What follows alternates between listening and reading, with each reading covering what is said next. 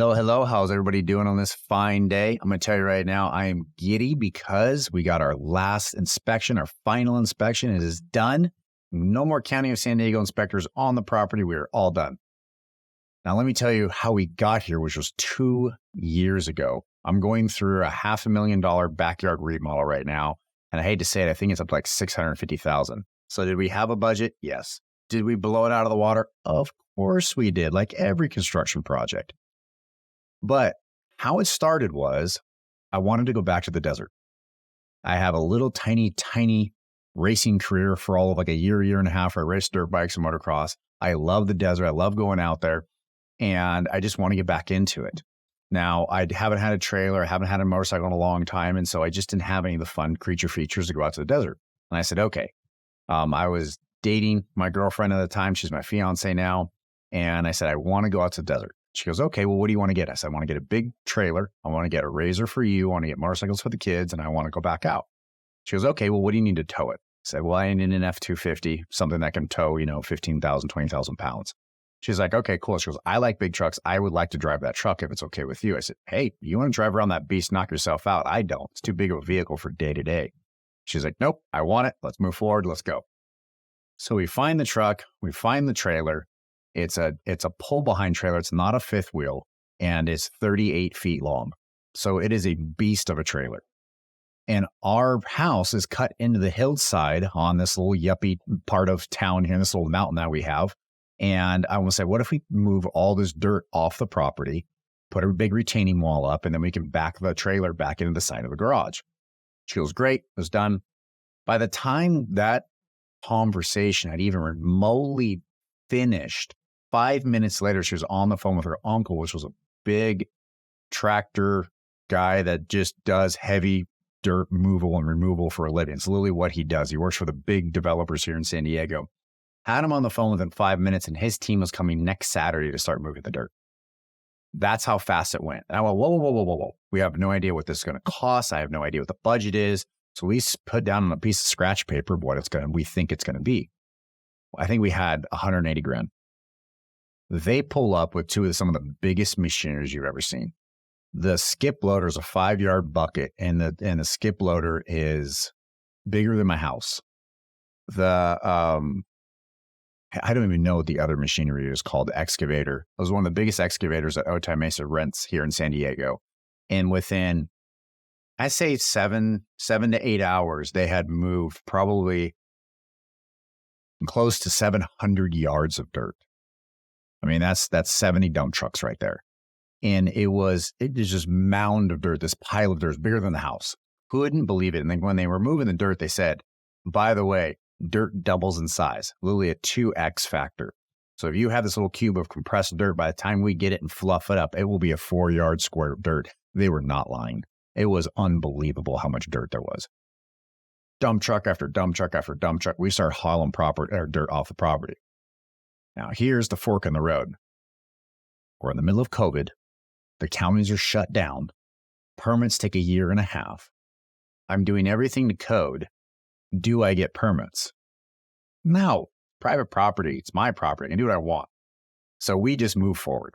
We just started moving dirt, moving forward with it. Took all the dirt off the property. We had some designer come in and give us some ideas. And one of them was build retaining walls on the other side of the hillside sloping into our property. So we built retaining walls. We took 37 dump trucks, so 370 square feet of dirt back there, filled up all the retaining walls. We had 27 fruit trees put in over on that side. And the fruit trees are awesome. We got everything. We got bananas, we got cherries, nectarines, grapefruits, different styles of grapefruits, lemons, limes, like all of it's great. A couple avocados. So the kids are, of course, going gaga. They got all this fruit they can eat whenever. So the fruit trees came out well. And then we started to build the retaining walls. Well, unfortunately, since I live on a mountain, blue granite is our best friend, and it's all over the dirt. And so you really can't shovel in our dirt. Where my house is at, a shovel doesn't exist. If you go to dig any hole, even just plant some plants, bring the jackhammer with you. I have a little 60-pound jackhammer. It's the only way to dig in our ground. I mean, it's just that dense. So we start jackhammering for the retaining wall footings. And some yo-yo 13 houses away comes up to the property, doesn't like the noise, and calls the county on us for permits. This was in December of 2021. We go down to the county, find out what we need. And they say, well, you need a grading permit. And I said, no, the dirt stays on my property and I move it over to the retaining walls. I don't need a permit. I argue with them. They said, yeah, but you dug down more than 8 feet vertical. Some obscure sentence down at the bottom of the permits is what they found the technicality and made us get permits. So he said, fine, we halted all production December of 2020. We went down to file and they said, you need a soils engineer. Okay, fine. We go get a soils engineer. 3 months later, we get a soils engineer. Hard as a rock, the densest dirt that you can have. I could have told them that. I explained it to them. They knew Mount Helix had to have the dense dirt, but no, they wanted a soils engineer. And $4,500 later, they confirmed what they already knew. Thanks a lot, county. We turn it back in. 2 months go by. They come back and they say, we need a full plot plan of your property and an elevation plan, and you need to get a site survey out there, do a professional site survey. Fine. We go find a site survey guy. $4,500. Again, almost the same price. Was kind of a crack up. 3 months. They finally get out there, do the whole site survey. They said, okay, now you need an engineer on record to explain what we're doing and all the dirt for the minor grading permit. So I found something out on a minor grading permit in Southern California. Anything under 800 square feet is minor. Anything over 800 square feet is considered a major grading permit. And you need to go down and actually have a county official sit there and watch the grading happen. Did we do a major one? Maybe. What did we tell them? A minor one. Of course we did. We just want to get our permit and go back to what we're doing. So we submit all this stuff in.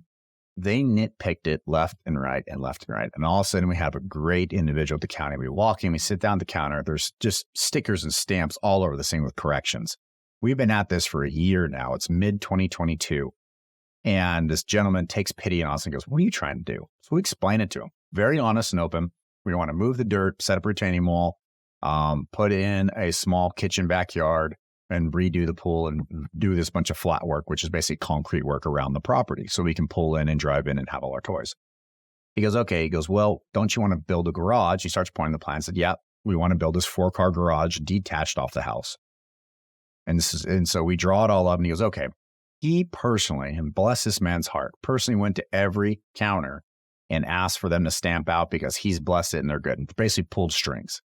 They still asked for more information.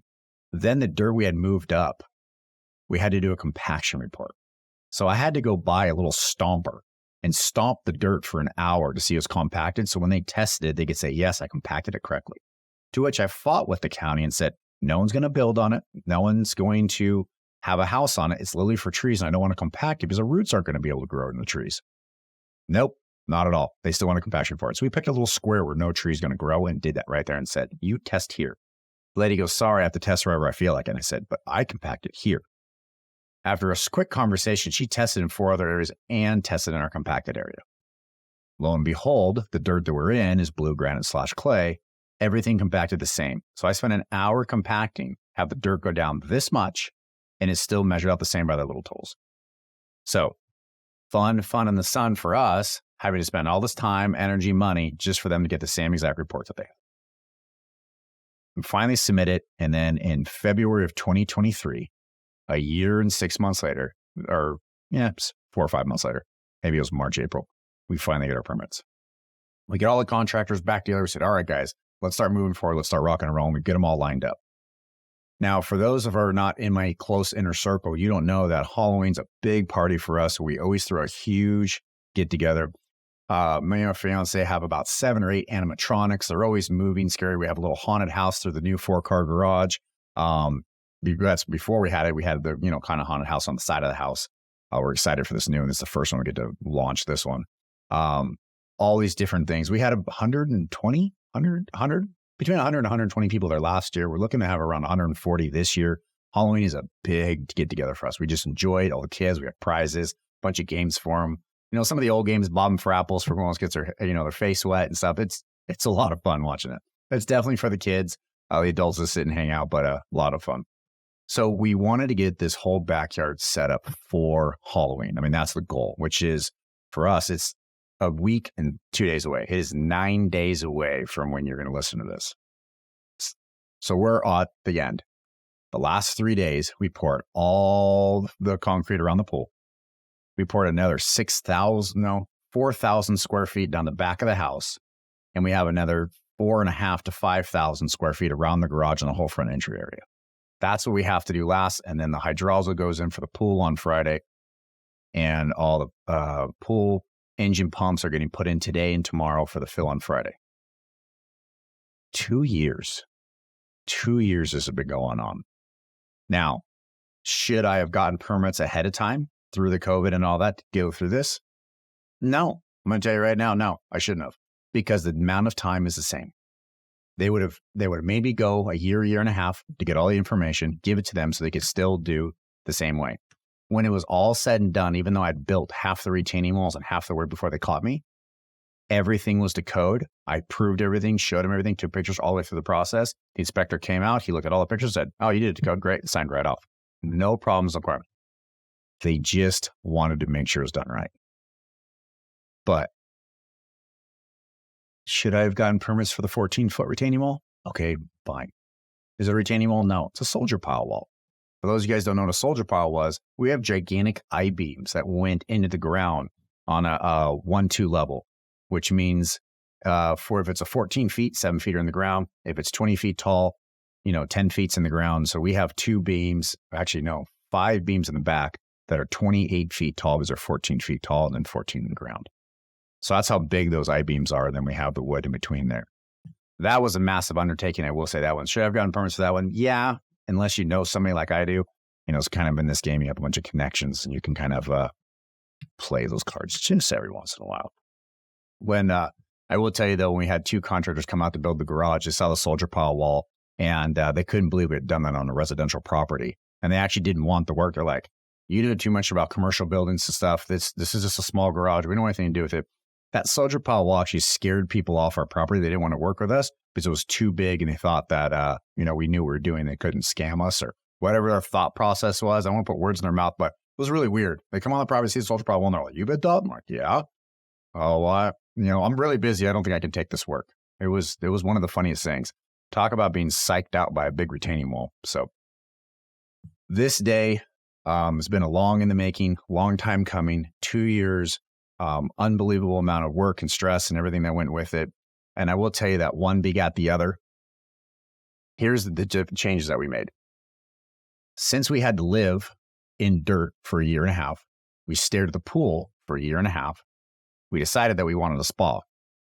And not just any spa, but we decided to build an 8-foot by 15-foot long waterfall that dumps into a trough that then waterfalls into a little oasis that runs around a free floating spa. And then that little waterway dumps into the pool. Did we have a designer build that? Oh, yes, we did. Did we think that up ourselves? No, not at all. I'm a pretty good designer, but not at that level. So we had a professional design that up. It's gorgeous. We absolutely love it. That gets water in 2 days, maybe 3 days. So we're excited to see that come to fruition. Why we were also staring at the house for a year and a half, we ended up putting in the 4-car garage white stucco and black windows.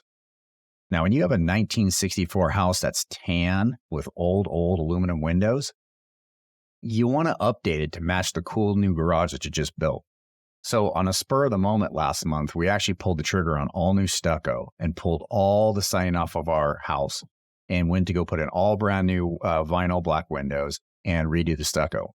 Thank goodness we did that to make everything match and be cohesive, because when we pull all the siding off, apparently in 1964, they must have been allergic to insulation because we have not one piece of insulation.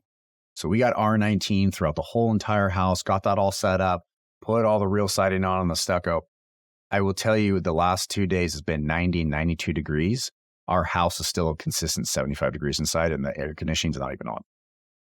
So unbelievable what insulation can do for you. I mean, I was paying $600 a month just in the SDG&E bill to keep the AC at somewhat of a decent level of 78, 79 degrees, 75 without the AC on. So it's unbelievable what insulation does. So we got the house stuccoed, we got the waterfall feature figured out. We ended up building, or it's still building, I should say, it's not complete yet, full kitchen, outdoor patio set. So we have a full outdoor eating area and sitting area. And then something on my bucket list. I don't know about you guys, but whenever you guys go to a party and you go to eat dinner, you have like what, seating for 8, but there's like 30 people at the house. Some people are sitting in a little group over here. Some people are leaning against the wall over here. Some people are in the kitchen eating. It's just a jumbled mess. Like I hate it. It bugs me. So I've always had a dream to have a 30 to 40 foot long Viking table that seats 60 to 80 people. I've always wanted that. I always thought that'd be really cool. I've had it in my back burner for like 20 years. I have found a 10-foot table with very, very slimline legs that connects, and you can connect as many as you want to. We ordered 4. So we have a 40-foot long Viking table coming in next week. I don't know how many it seats. I'm going to say 60 people, but I really don't know. But we're stoked. I'm super pumped on this. So when you come over and you're going to have dinner, birthday parties, anything of a big nature, you're still going to see it as a group and be together as a party. So very excited about that one. Very much building this Shangri-La house. And I will say this one as my disclaimer. I don't go on vacation. I don't like vacations. They're not fun for me. I don't like to travel. I don't have a suitcase. And if I do, it's just a little one. Like I just, traveling's not for me. When I go home and shut that gate, the whole world disappears and I'm in my own little resort oasis. And that's what I choose to spend my money on. For the people that choose to spend their money on memories and have vacations, I love you guys too. I think it's awesome. I think it's great. It's just not my cup of tea.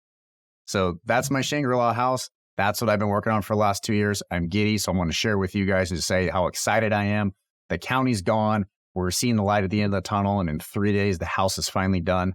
I've had a shovel in my hands for the last year and a half, digging trenches and electrical and everything else and doing, manual labor on top of trying to run the company. So for me to come home and not have something to do, it's going to be new. It's going to be a new experience and I cannot wait for it. So that's our world. That's what we've been living in. So I want to share with you guys. Appreciate you guys listening.